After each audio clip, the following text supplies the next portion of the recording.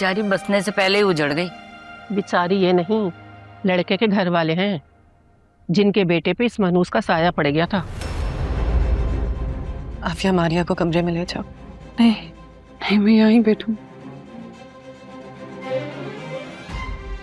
नाज़नीन बता रही थी नैन मटका करके शादी करी है।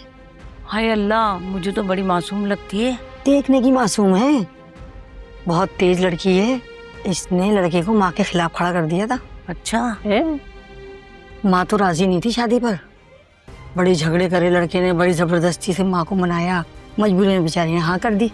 ना ही मानती तो अच्छा था, कम से कम आज उसका बेटा तो जिंदा होता। बड़ी मनहूस निकली। माँ ने तो बेटे के जनाजे में किसी को शरीक भी नहीं करा था। तुम्हें कैसे पता? अरे मुझे कौन बताएगा, मुझे तो नाज़िम बता रही थी कि जनाजे में भी इन लोगों को शरीक नहीं किया, न सोयम में शरीक किया। जाहिर है बेटे के कातिल को कैसे शरीक कर लेगा कुछ। तभी तो लड़के का स्वयं यहाँ कर रहे हैं, अपने घर नहीं कर रहे।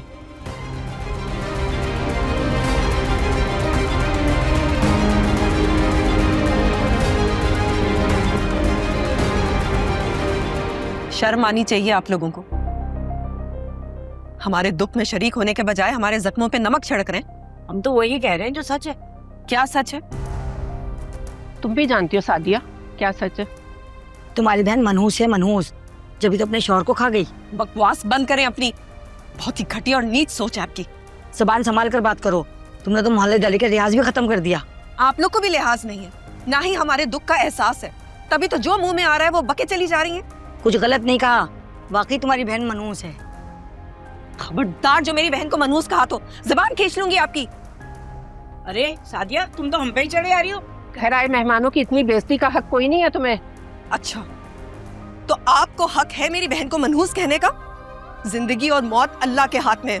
खबरदार जो मेरी बहन को मनहूस कहा या उसे कसूरवार ठहराया अली की मौत का। अरे खुदा का खौफ करे, आपकी भी तो बेटियां हैं ना।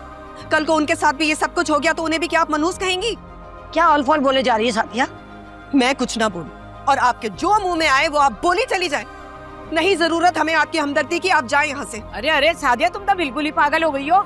हाँ, मैं हो गई हूँ पागल। जाएं, दफा हो जाए यहाँ से।